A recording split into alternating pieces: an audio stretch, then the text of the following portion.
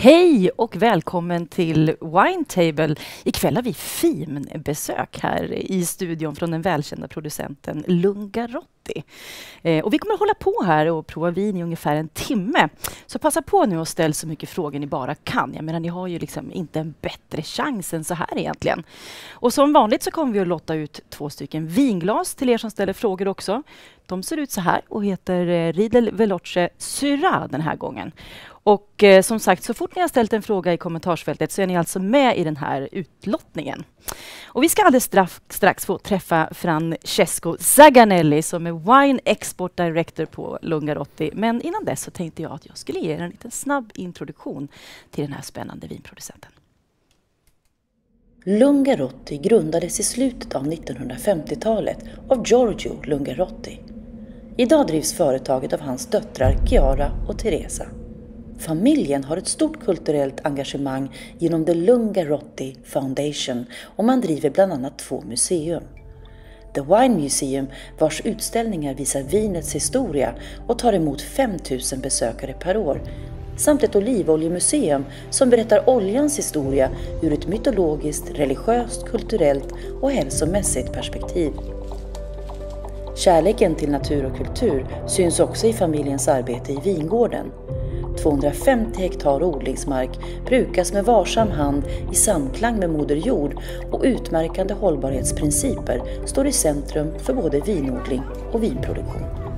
Familjen Lungarotti har på många sätt präglat regionen. Vi välkomnar dig till vackra Umbrien.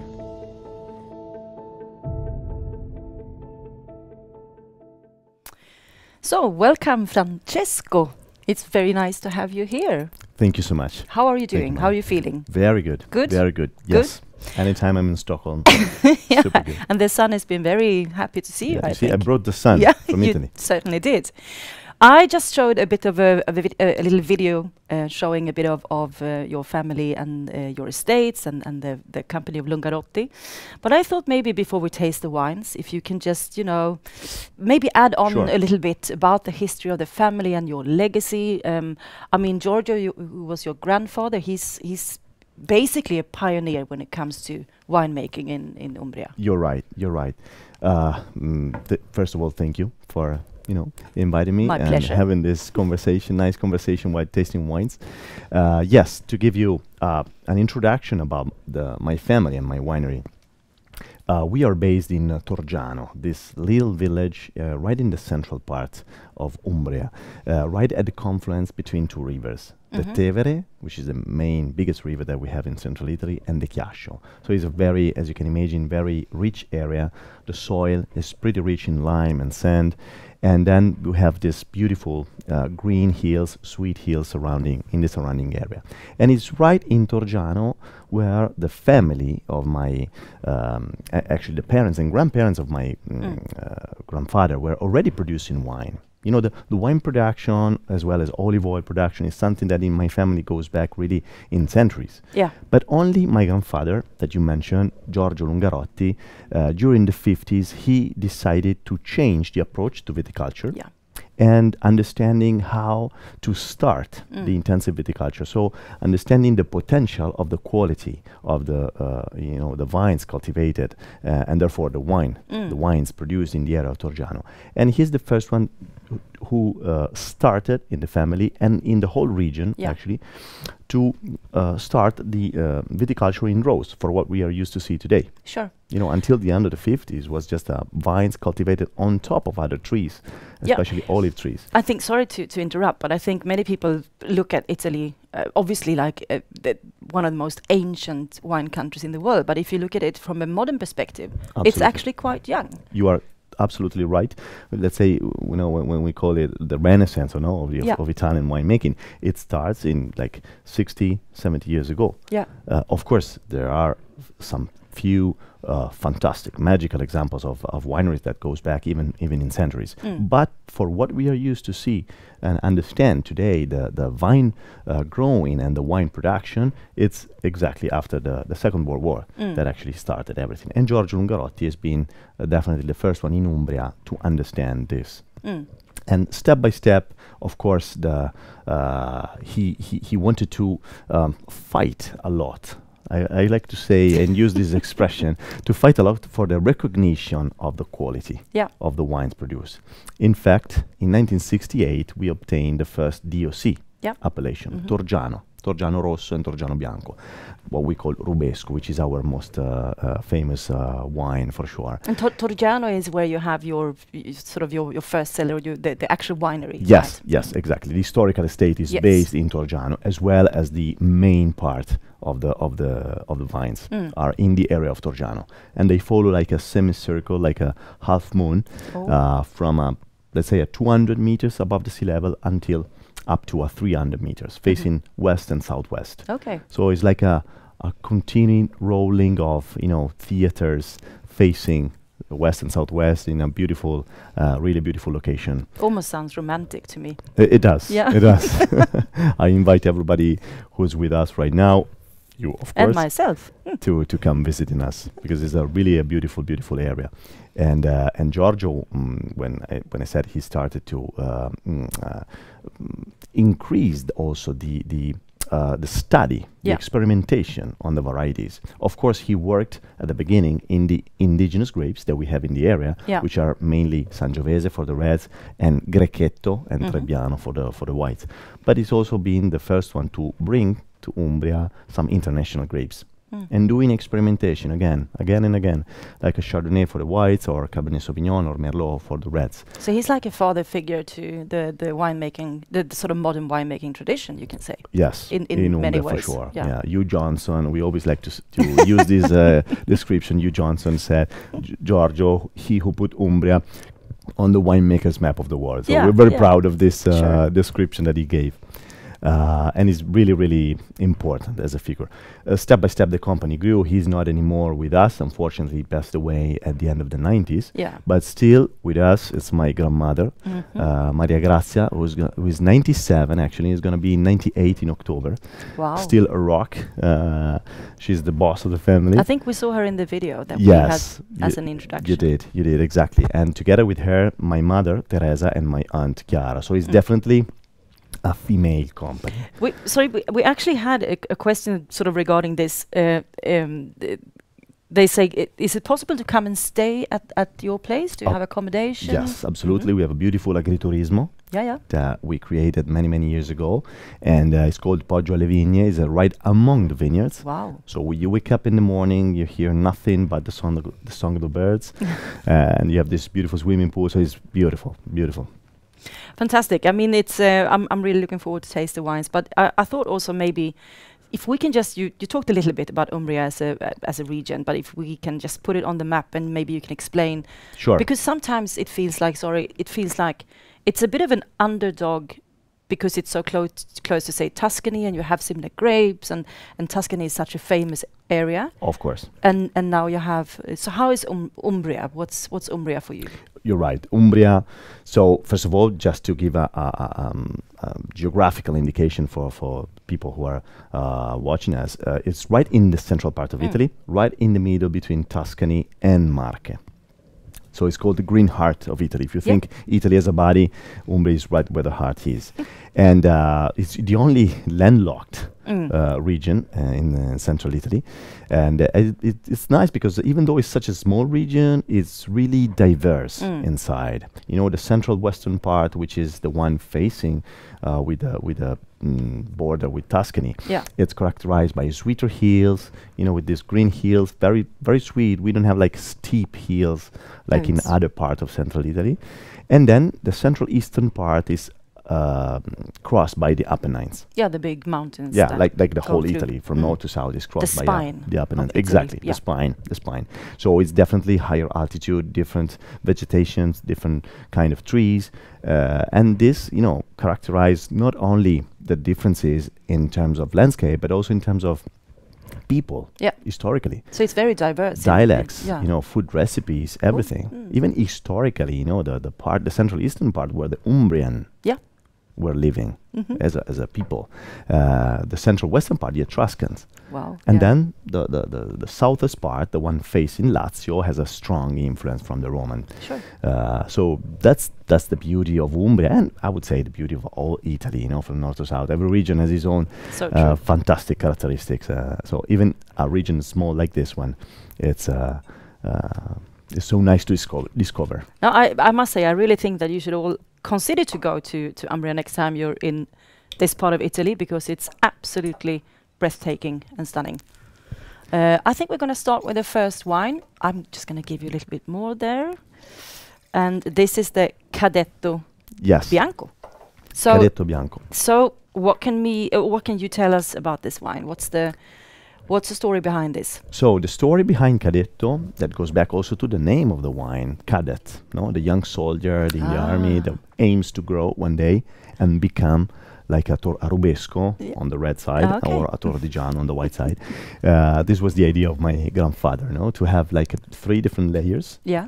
The young ones, the medium body, the core of the winery, and then the Riserva, the higher end ones, the single vineyard that we'll taste later.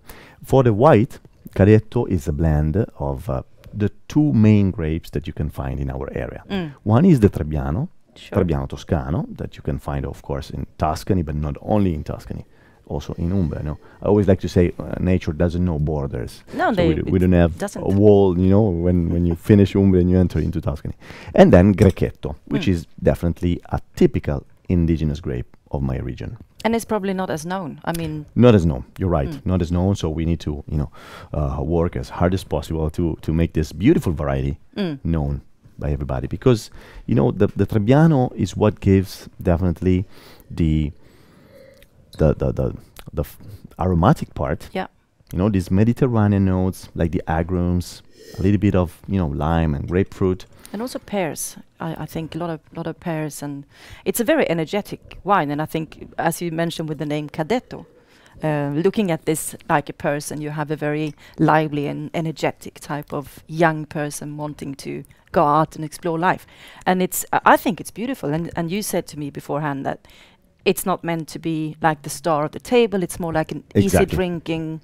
And it fits right in. Correct. It really doesn't want to be the star of the table, but with this presence of Grechetto, even though it's a smaller percentage, on the aftertaste you have this mineral touch, a point of saltiness, you know, that makes it very interesting white wine that you can have like an aperitif, or you can pair with different sort and kind of food. And the fact that it's considered, like the name, a cadet, you know, it makes it even more interesting. No? It's something like a young guy that aims to grow. Exactly. I like the concept. I like to talk about wine like they were people. You know, I think it's always a nice way of explaining how things. But I think taste also maintaining the approach, the easy approach to winemaking, and the drinkability in a wine like this, it's really important. So we got some questions. How old are the vines in the vineyard? If we can talk about, because you have 2 estates, basically. Yes, the historical estate is in Torgiano, where we produce most of the wines we're going to taste today. And the second estate, which is more recent, in 2000, we created, is in Montefalco.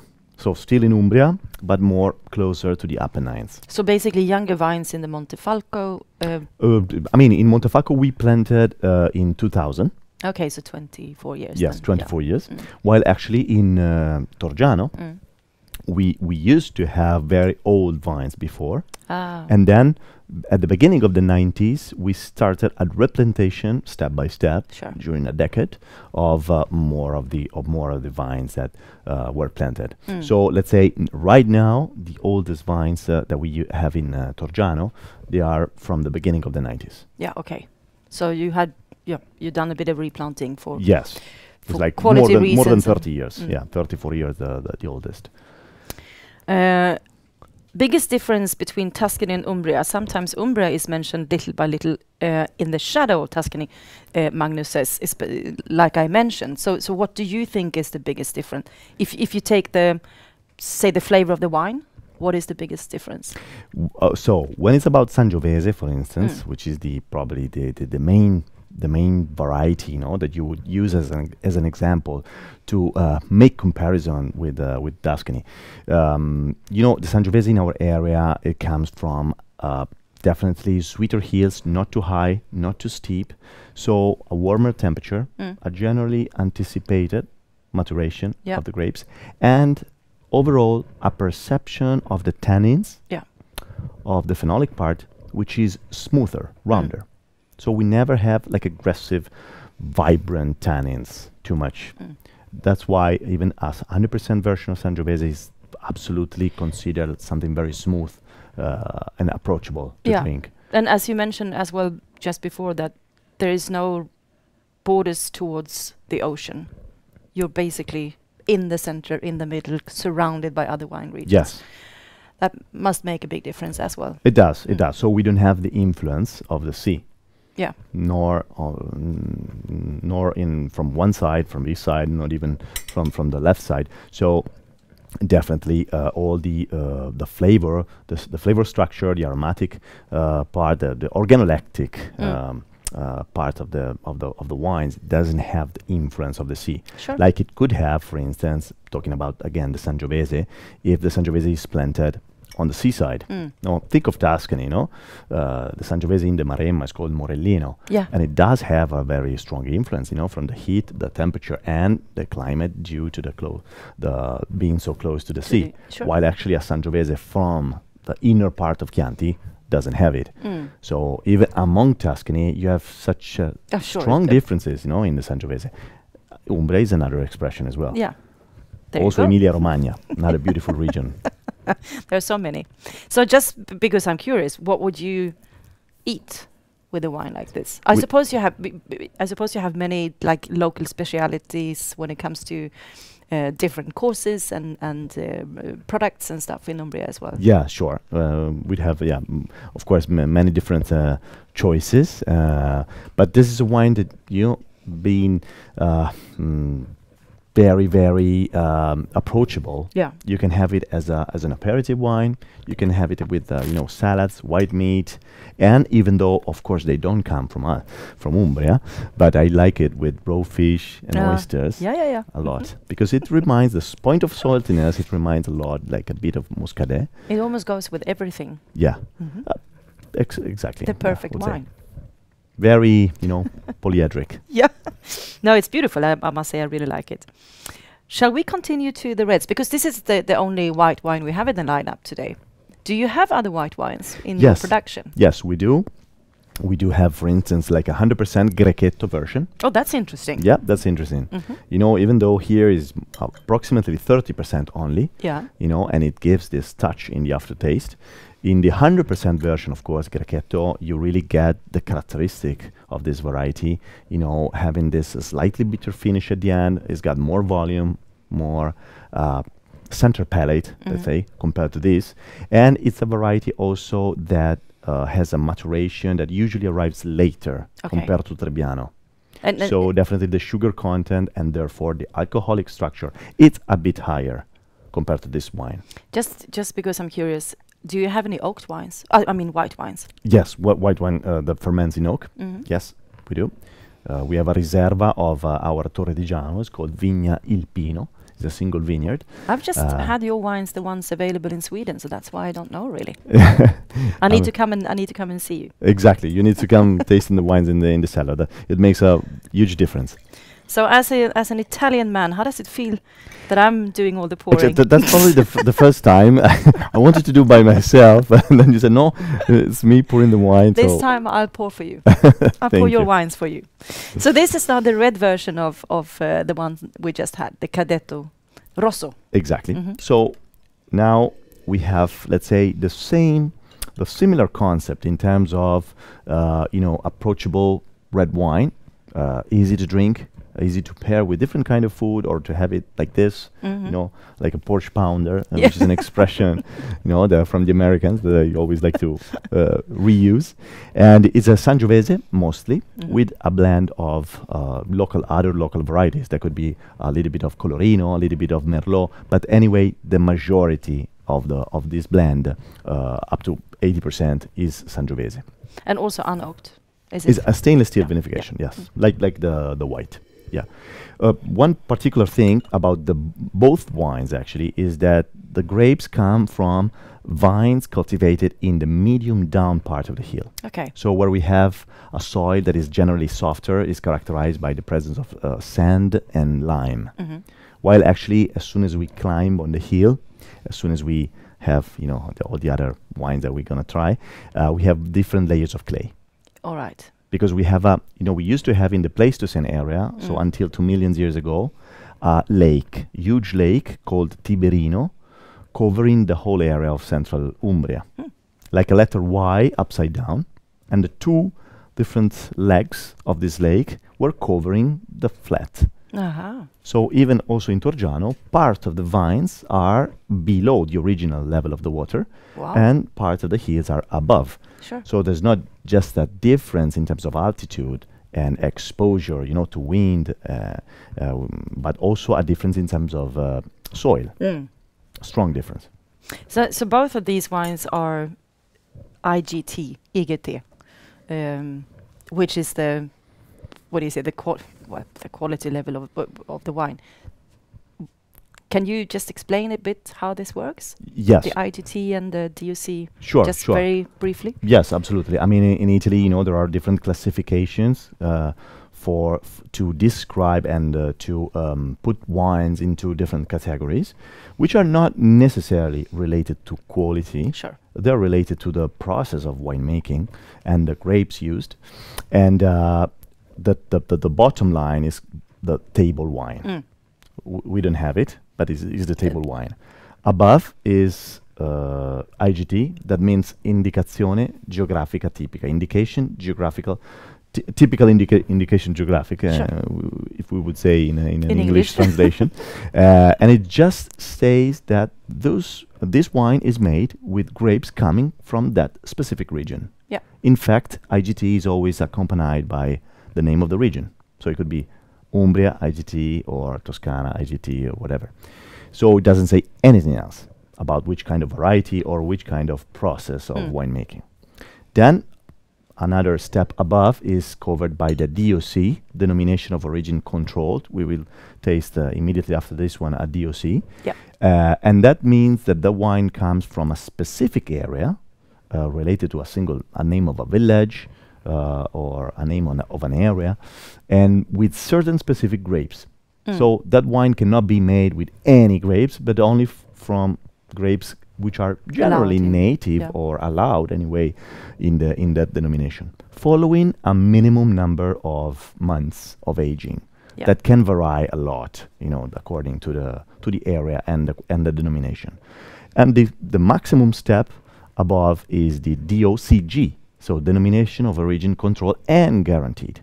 So the same thing that I just described for the DOC, but even more stricted. So it's like a pyramid. Exactly. It's And like we a pyramid. have, basically, we have one of each. So Yes, we're exactly. going to cover them and all. we're going to have the two DOCG Yeah. of the Umbria region. Umbria is just a pretty small region, so it has only two DOCG, completely different one from another. Patrick says, what is the percentage distribution of the grapes in the white wine? So you said Trebbiano, how much? 70%. And then 30% is Grechetto. yes. And Leah says, how many varieties of grapes are grown in the vineyard? Is there any variety that is more difficult, more demanding, and needs more work to deliver high quality? Absolutely. Yes. So which one is the hardest? So the hardest is the Sagrantino, definitely, in Montefalco. Okay. So it will be like the last one, the last wine of the tasting, is the most difficult because it's really, really difficult to, catch the right moment of the sugar and phenolic maturation. So if you wait too much, you're going to have the original version of Sagrantino, which is a sweet wine, like it used to be. It was the classical expression of this variety back in the ages, like it's been in Recioto, in Valpolicella, or even the Barolo. If you anticipate too much the harvest, then you're going to have like green tannins, not mature, so the phenolic maturation has not been done properly, and then the wine will be undrinkable, especially on a variety like Sagrantino, which has probably the highest concentration of polyphenols worldwide. So definitely is an example for the most difficult grape to cultivate.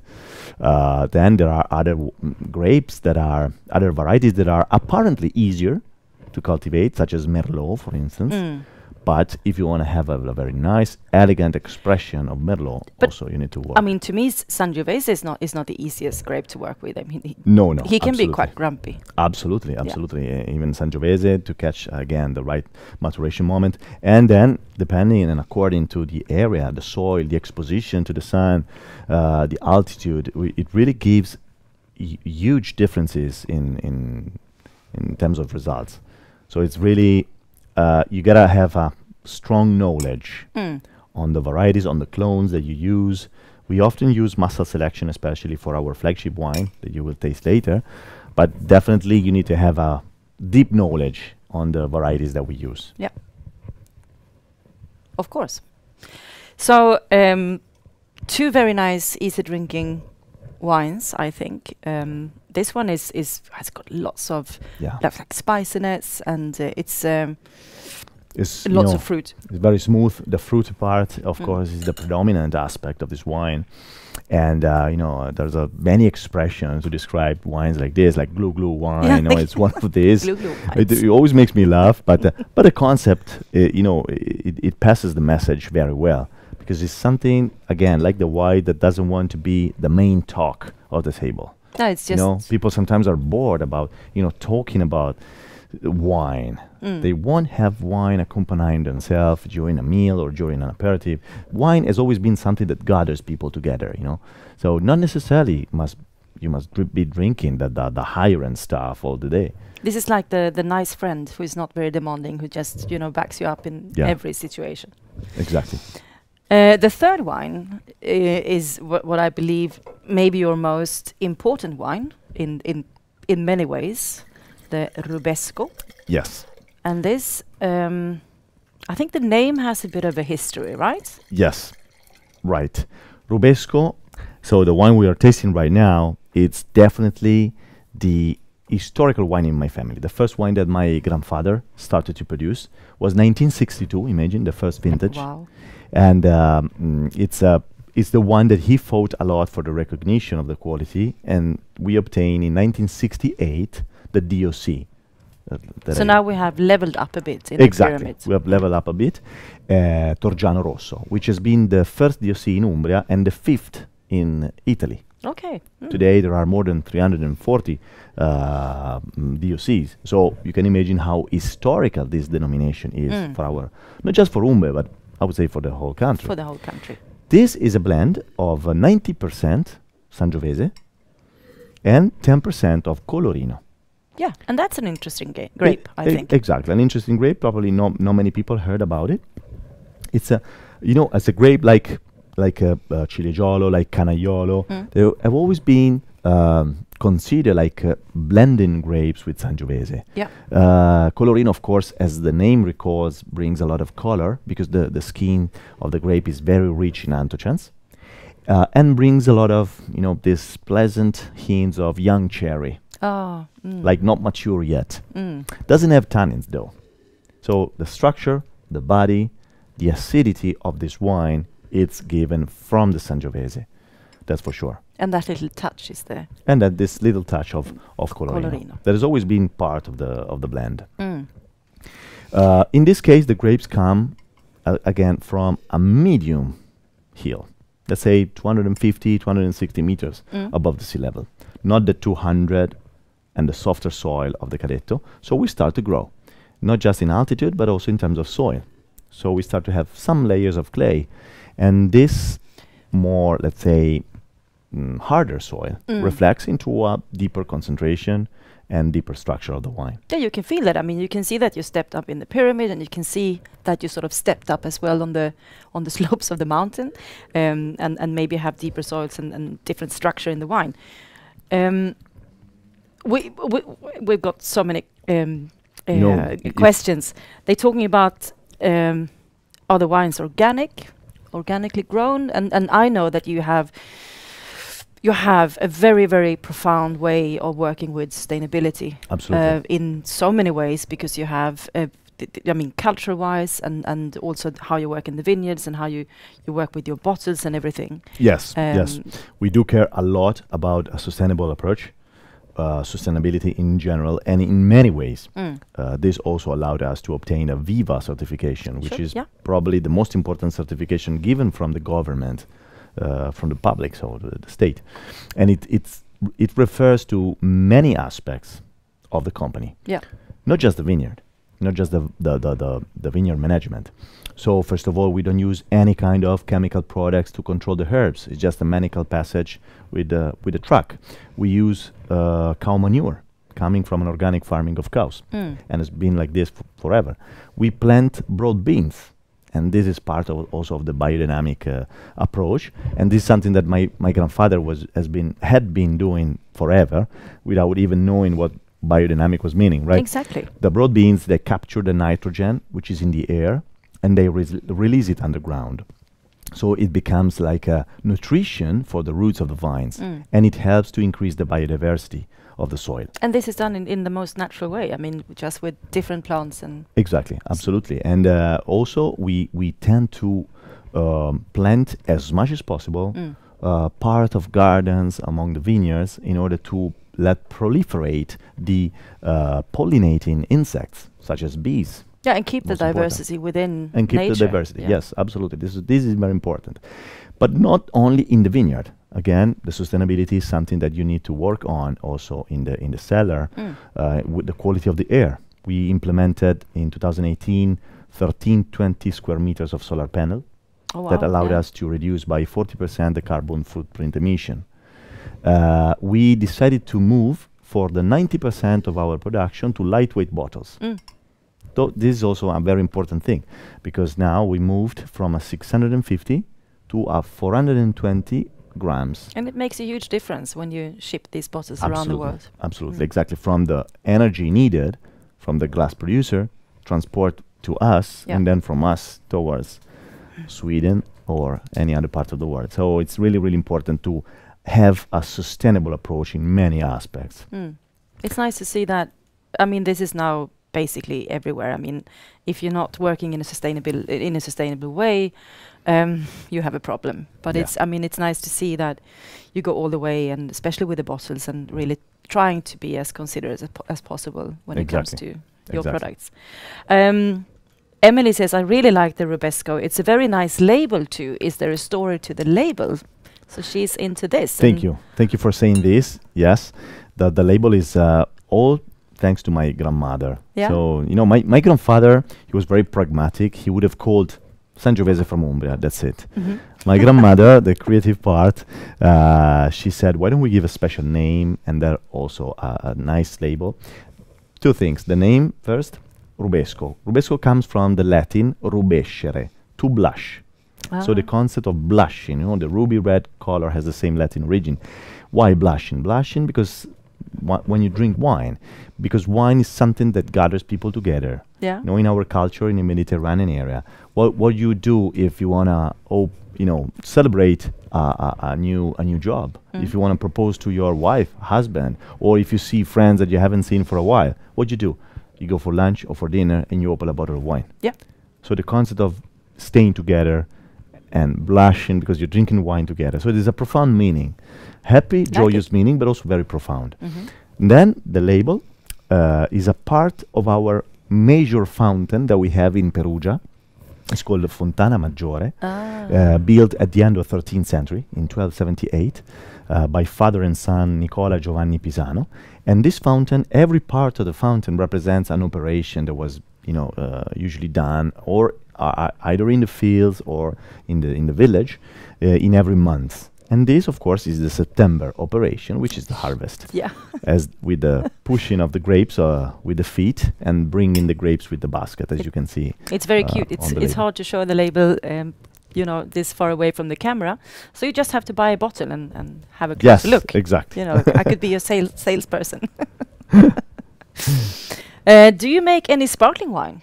We do. Okay. We do. That's another Interesting. Thank you for the question, because this tells a lot about the experimental approach of Giorgio Lungarotti, of my grandfather.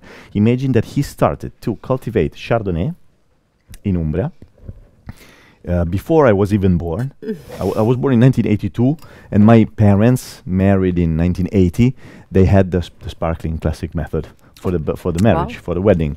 And so he started to cultivate Chardonnay in the 70s, first of all for the production of a sparkling, even before trying to make a still Chardonnay. So we produce 3 today, which is Chardonnay 36 months of second fermentation in the bottle, as the classic method requires. A rosé that we started to produce 10 years ago, made with Pinot Grigio and Sangiovese. Imagine, so an unusual blend. Very unusual. But interesting, because the Sangiovese gives this little bit of finish at the end, very pleasant. And then we make a Riserva of the white, 60 months instead of 36. So how many hectares do you have of Chardonnay? Chardonnay, we have around 30 hectares. Okay. Yes, just a part Quite of that goes for the sparkling, of course. So the wine, I think, is it's a lovely wine. And Johan says, "What's typical Umbrian food?" So, would you choose? I mean, if you would have to pick a specific Umbrian dish to the Rubesco, what would that be? Would be the sausages, pork sausages. The You know, pork we have a sausages. strong tradition in pork, porchetta. You know, made in, of course, the whole pork cooked, rolling on top of the fire, with this smoky sensation on the outside, crunchy skin. And with that, it's definitely the best pairing, this wine. But also some, charcuterie, some salami. Norcia is a famous village that we have on the Apennines, very historically famous for the production of prosciutto, and definitely with some, charcuterie, like medium aged cheese, prosciutto, like 24 months. That's a very nice pairing as well. I love cheese. Yes. And we have a lot of pecorino. Oh, but the pecorino is everywhere in that part of Italy. And You're right. That is not only Umbrian, of course. But on the other hand, it's one of the most delicious food cheeses you can have. If I have to choose, and I know that I will maybe, piss off a few of the northern Italians, but I'd rather have pecorino on my pasta than I have Parmigiano. Absolutely, that is a fantastic pairing. And also norcina, which the name comes from Norcia, which is a short pasta made with ricotta and sausages. Oh yeah, the Umbrian sausages actually have a lot of black pepper in it, so pretty, spicy, with this spicy notes finish that goes very well with this Sangiovese. Yeah, I can imagine. There's so many questions I really can't keep up. Let's jump to the next wine, because we need to go through this. And this is now a different Rubesco. So what's the difference between this one, the Vigna Monticchio? The one we're tasting now is called Rubesco Riserva Vigna Monticchio. Vigna means vineyard. Monticchio is the name of the area. So we didn't invent the name. It was an old toponymous, old name of the. So this is like a single vineyard type exactly. of thing. It's the single vineyard of Rubesco, of the previous one. 100% Sangiovese, coming from the highest part of the hill. We are at around 300 meters above the sea level, where we have different layers of clay, definitely stronger, harder soil, and with a southwest exposition, and we do a very huge, deep selection of the grapes in this case. Harvest is by hand in many moments, in many passages. We tend to reduce the yield per vine, cutting some of the bunches of grapes at the end of July, leaving them on the ground and not using them, in order to have like 1 kilo, 1.2 of grapes per every single vine. But this has the same age in oak, the two, but this is more in bottle than the first one. Exactly. So, but first of all, before the vinification or the aging, really the difference in between the two is given from the soil. Yeah. Okay. And from the vineyard. Definitely. Again, in the cellar, the vinification is in stainless steel for both. But the first one is just 1 year in the big cask, French oak but big size, and 1 year in the bottle. The Vigna Monticchio is 1 year, both. 80% big cask, 20% in small barrels All right. for 1 year. And then many, many years, minimum 4 in the bottle in the cellar. So it's a very long aging. Now we're tasting the 2018. Yeah, so this is more mature basically when you buy it than the other one. Absolutely. And you can immediately get the deeper, darker color and the volume that it has, the center palate, it covers your mouth, and the tannins are absolutely present, vibrant, but in a very, silky, smooth way. Yeah, but it's also very structured. I mean, you can feel, even though the tannins are silky and smooth, it's still another type of grip in this wine. Definitely. It's got more to grip. The other one. It's got more edges on your tongue. It's like a sequence, a rolling sequence. And very long aftertaste. In the tasting. And the aftertaste is really, really long. Yeah, you still get it, for many, many seconds after the tasting. So this makes it, of course, like I always like to say, like a very, strong man, but gala dressed. Yeah, there we go. Like Daniel Craig. So Hedvig has an emotional question for you. So which one are you most proud of? Anyone that's closer to the heart? Can you choose between your kids? So your favorite child? Definitely, the Rubesco represents the backbone of the winery. So that's the core of. That's the core. Yeah. Yeah. Always remember my grandfather saying that you can judge a winery not necessarily and not only from the higher end wine. True. But from the everyday red wine. And Rubesco, which is I like to consider like my everyday red wine.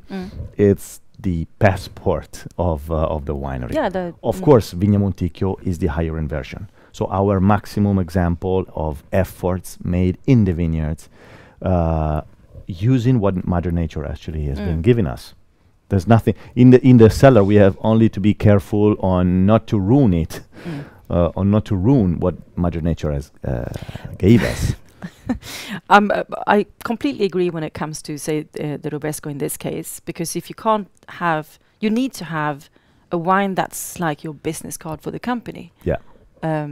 That shows what you can do in this level, and I mean a rather big production, I assume, if you compare to like this one. Yes, well, sure. And to have something like this with this quality as something as a what do you say? Almost like a window shopping. When you shop, when you go and you look in the windows, this is like the business card of the company. Exactly, is the business card of the company. I always like to have this in a tasting when I have in front of me like a wholesaler, a distributor, an importer, or even a tourist in the winery.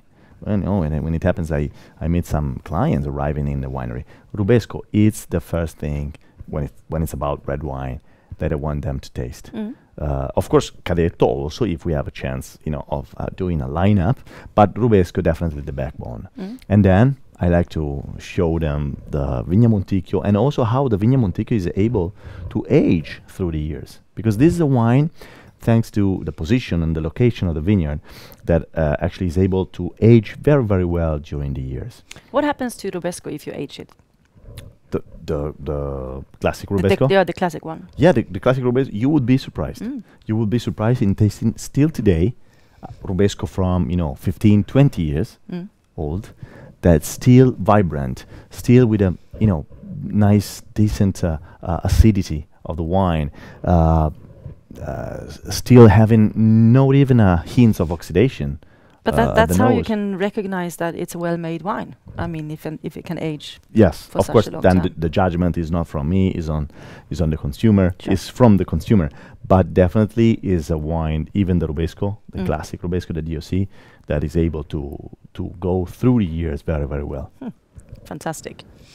And Christine says, do you pick the grapes by hand? We do in the Vigna Monticchio, and the other two wines that we're gonna try from Montefalco. While actually on the first three wines, we do with the machine. Machine, today machines are absolutely fine if you use them on the flat or medium down flat, because they pass onto the vines and they actually aspire the grapes, so they don't even touch the vines. They're not they're not aggressive. You know, if you pass through the vineyards after the machine, you still see the stem. Yeah. So it's something that you know, absolutely normal, and yeah, it's nothing. It's absolutely nothing wrong with nothing machine wrong. harvest. Yeah. And also there's a lot of, you know, beneficial effect, because it's faster, and you can bring the grapes in a shorter time frame to the winery. But of course, on the hill is a different thing, because on a wine like this one with a single vineyard, you really need to have the only way to select the best grapes, which is only from the man. And do the cherry picking. Yeah. And you know, the concept of a single vineyard made starting the first vintage was 1964, in a moment where the single vineyard wine were absolutely not normal in Italy. You know, is a like a Burgundy approach, like a Cru Monopole. We've been the only DOCG producer of this wine, in a moment where actually was Bordeaux on top of the world. And Bordeaux has never been a single vineyard thing. So this, again, tells you a lot about how Giorgio Lungarotti was forward-thinking. And that's also why the Burgundy shape of the bottle, because he wanted to give like the same elegance of Burgundy wine. Of course, it's not Pinot Noir, it's Sangiovese. We are in a completely different climate and soil, but the same approach. All our wines, when we produce our wines, we don't want them to shout. We don't want to create a big shoulder, heavy wine, but definitely whispering, polite. Politeness is definitely polite wines. I like that. Politeness is definitely the word that we can use to describe our approach to the wine making. Completely understand. So Frederick says, wonderful tasting. Thank you. Thank you so much. I'm extra excited for the upcoming visit to Umbria. I have one question. What does Lungarotti see as the biggest challenge in climate change? That's a It's a big question. It is a big. It's the biggest question actually nowadays, and there's no a specific answer, of course, to this, because the answer is is under study every day, every vintage. But of course, there are many tools that we try to adapt. For instance, like a little bit more herbs in order to have like a cooler temperature ground level, or for instance the use of Caolino in very hot summers, like has been in 2017, in 2022, or even partially this year. The Caolino is a powder of rock, clay rock, so being white is spread out onto the vineyards, and it helps the vines to protect themselves as much as possible, of course, from the sunlight. Yeah. And it reflects the sunlight. So it helps to maintain like a temperature that doesn't go above, certain levels, which is something that you need to, of course, take care of, and helps the maturation of the grapes not to stop. But do you think, I've talked to producers in sort of southern, but also sort of middle Italy, saying that maybe in 50 years' time, you might not even be considering Sangiovese in these areas. You might need to think about other grapes. Do you think it will go that far? I don't agree 100% on this, because it's not just the two tools that I described right now, but also, for instance, trying to going on an opposite direction on what we've gone through and to in the last 20 years, reducing the yield per hectare, but maybe increasing the yield per hectare. So let the vines produce more, or anyway as much as they want, in order to have less concentration. And definitely every variety has a genetical adaptation to the climate conditions. I remember 2003 has been again one of the hottest season, one of the hottest vintage in the last 30 years, and the certain vines that we had back then were very young, and they suffered a lot. So today, 2003 of certain wines that we still have, it's probably towards the end of their life. Same vines, same vineyard, same position and location, with other extremely hot vintages like 2017 or 2022, the skin of the grape is thicker. So what doesn't kill you make you stronger in a way? Exactly. I mean, there's a kind of genetical adaptation of the vines, and the same wine after the harvest we realized was way better.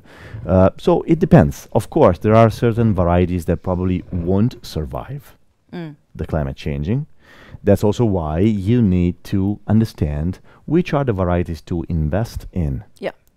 Doing experimentation. So never stop doing experimentation, never stop learning how a single variety, for instance, this brings to the Vermentino that we brought to Umbria 20 years ago.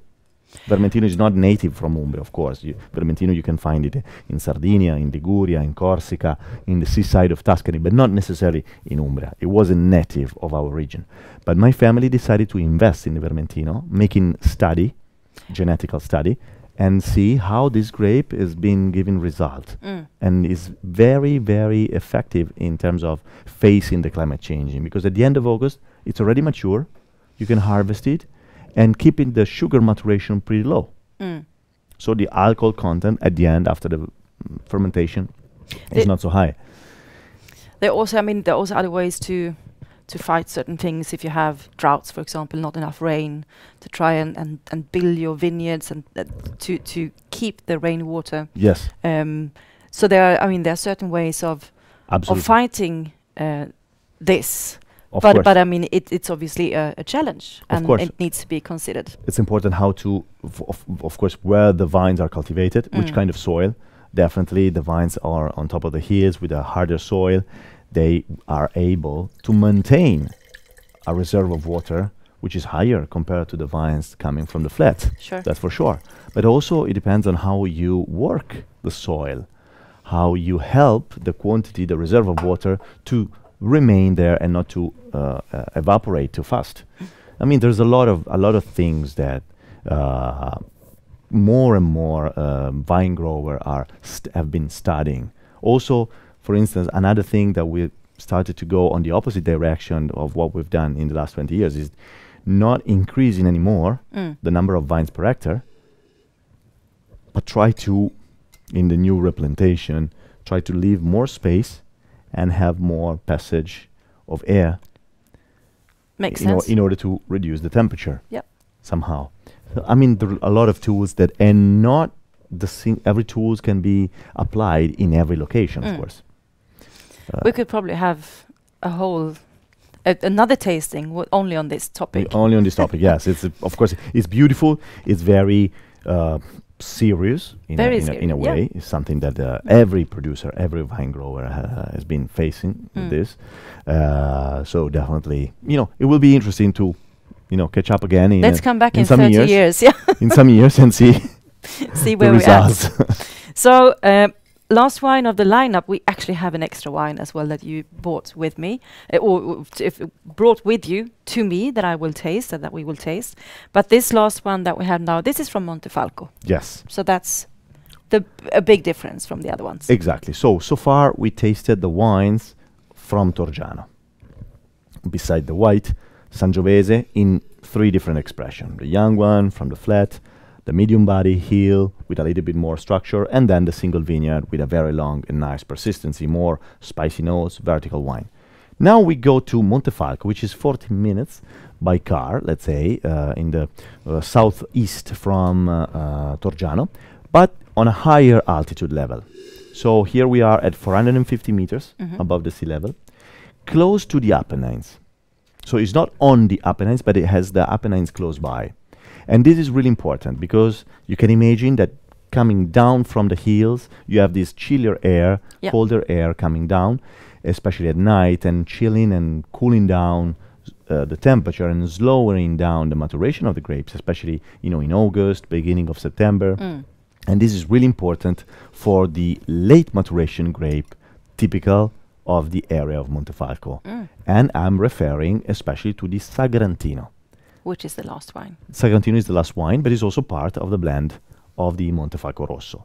Montefalco Rosso, the first one, the DOC, that we are tasting right now, it's probably the most produced and the most consumed denomination that we have in our region. It's a blend. Sangiovese mostly, 60% in our case. Merlot, we have a presence of Merlot of 25%, and only a 15%, so the minimum allowed, in our case, of Sagrantino. And it's nice because right in this percentage, every variety has its own space.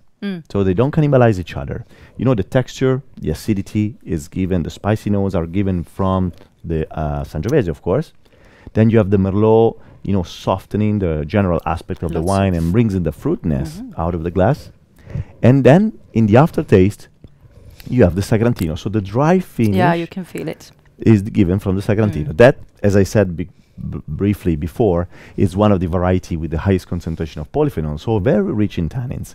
And even though it's just a 15%, it gives like an Umbrien, strong Umbrien touch to this typical blend of Central Italy, Sangiovese Merlot. This is really food wine. I Oh would yes, say. yes, definitely. It's got a bit of everything, and it's and as you say, that bite, the grip. Also at the nose, you can feel the intensity, which is stronger compared to the Sangiovese from Torgiano, which is definitely milder, more delicate in a sense. Yep. Oh yes. That's beautiful. Yeah, Very different to the other ones. Still very young. No, this is 2020.